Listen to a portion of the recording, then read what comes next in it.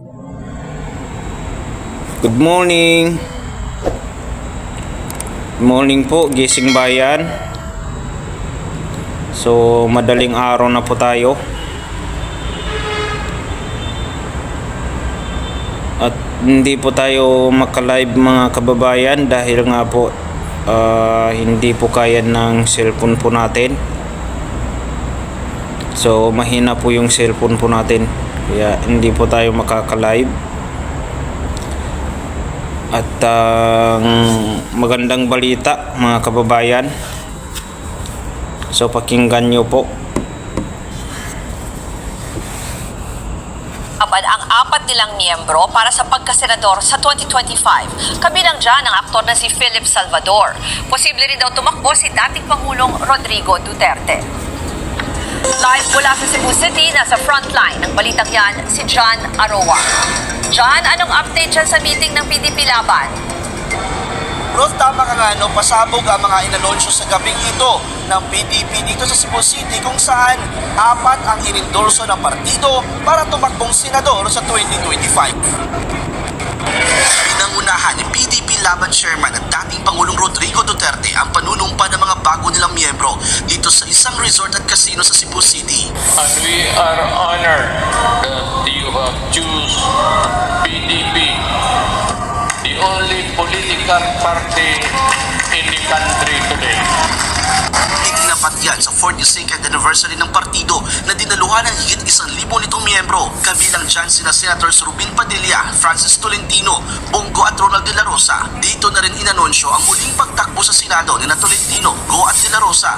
We expect all members of PDP to work hard for their re-election. Layon daw nilang tatlo ang mapanatili ang pwersa ng PDP sa Senado at mapalakas pa ito. May pahapyaw pa nga si De La Rosa sa mga posible pa nila makasamang tumakbo sa pagkasenador kabilang si dating Pangulong Duterte. I hope na sana the likes of Kuya MP Salvador madagdag yan sa atin para lalakas tayo doon. At saka, baka mamaya magbagong isip ng ating party chairman. Pag hindi siya tinataman. Agad namang tinanggap ng aktor si Philip Salvador ang endorsement ng PDP para sa 2025 senatorial race. Ang tagal ko pong hinintay ito. Tinatanggap ko po ang aking nominasyon para sa 2025 senatorial election. Present din sa event ngayong gabi sa Cebu City Mayor Michael Rama. Wala naman sa Cebu Governor Gwen Garcia na isang aktibong miyembro ng PDP Laban. Paliwanag dyan ang presidente ng partido. The mayor is a solid PDP stalwart.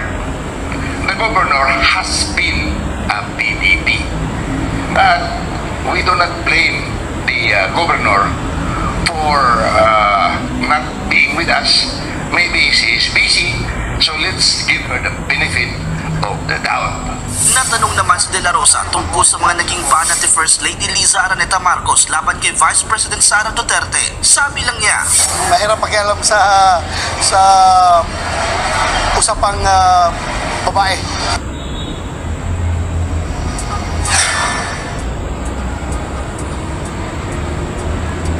Roth, kaya na nga sinabi ni Senator De La Rosa na bakit din kanina ni ex-President Duterte na ayaw niya raw umatake ng babae na anyay maraming isyu ng korupsyon. Hindi niya pinangalanan na tinutukoy niya, ngunit nabanggit niya si Pangulong Bongbong Marcos na wala raw isyu ng korupsyon. Bukod dyan, nagiginit din ni Duterte kanina na handa siyang magretiro hindi kasunod ng panawagan na nagpapos siyang pagkasenador sa 2025. At yan muna ang latest mula dito sa Cebu. Nagbabalita mula sa Frontline, John Aroa, News 5. Maraming salamat, John Aroa.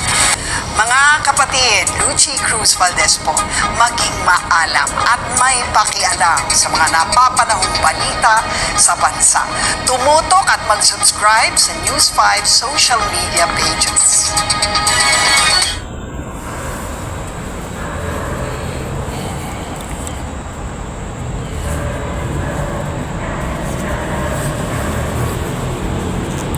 Ayun po mga kababayan,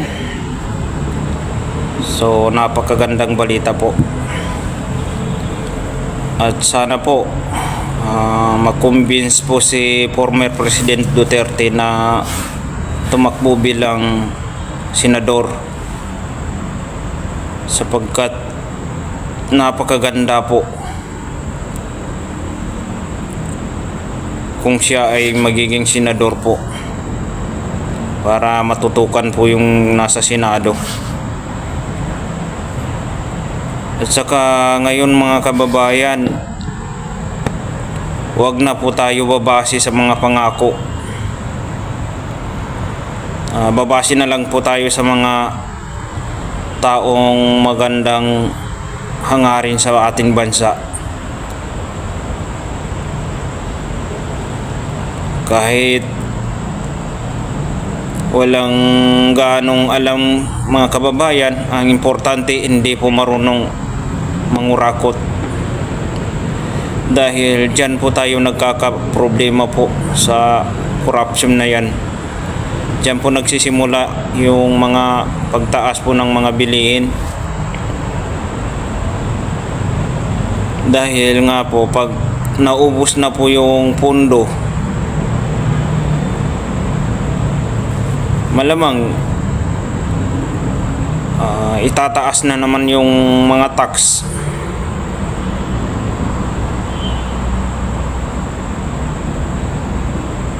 Kaya dyan po nagkakaproblema po sa tax na yan. Pataas ng pataas. So pataas ng pataas na rin yung mga presyo po ng mga bilihin po natin. So ang kawawa po, ang apektado po, yung tayong mga Pilipinong mga maliliit, yung mga hirap na hirap kumita ng pera para mabuhay. So nakakalungkot po isipin mga kabayan. Kaya gaya po ng sinasabi ko po, huwag na po tayo aasa sa mga pangako.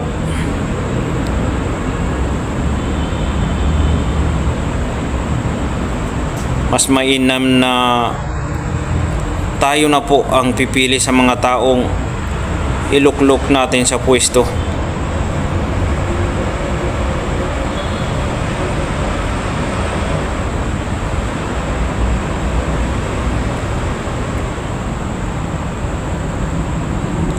At sana po kabilang po si former President Duterte sa tatakbong mga senador.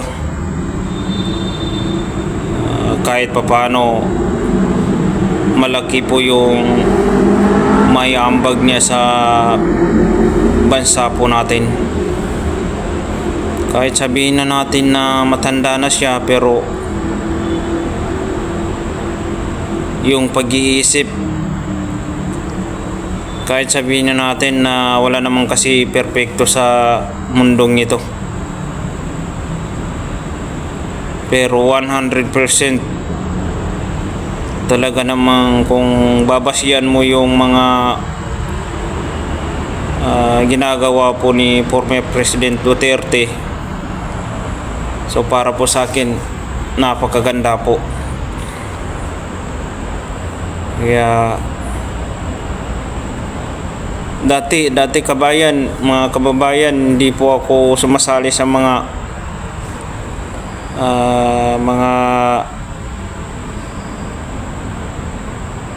kandidato. Hindi po ako nangangampanya.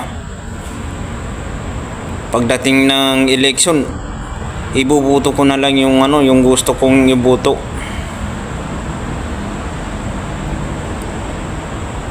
Ngayon mga kababayan, sa darating na eleksyon, sama-sama po tayo.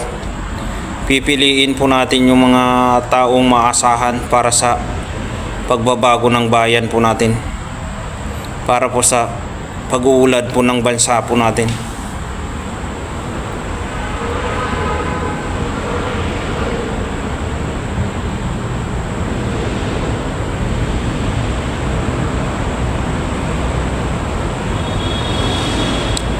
Kaya napakagandang balita po yung kanina.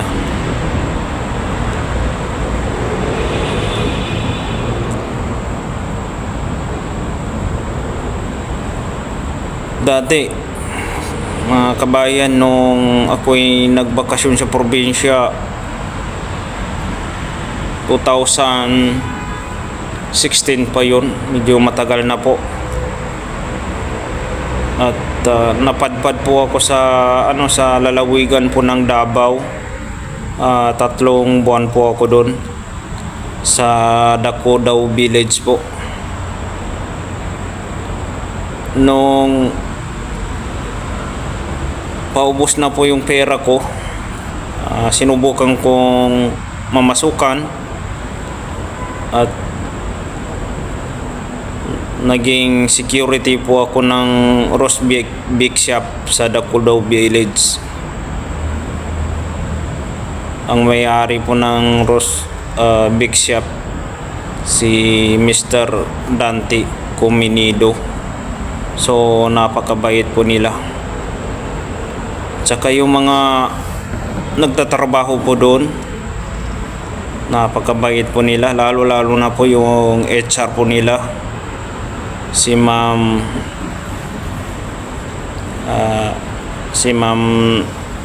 Yunora. So napakabait po. Doon ko po naranasan, mga kababayan, yung tinatawag na street duty sa loob po ng 4 na araw, dahil nga po yung kapalitan ko po dati umuwi sa kanila tapos hindi bumalik. So napipilitan po akong i-straight po yung duty ko sa loob po ng 4 na araw. Buti po may dala-dala po akong extrang uniform, at yung post ko po doon ay mayroon po katabing CR po. So ang ginagawa ko po, tuwing gabi naglalaba po ako ng uniform doon. Talagang napakaganda po yung pag organize po sa mga tao doon. Napakadisiplinado po nila.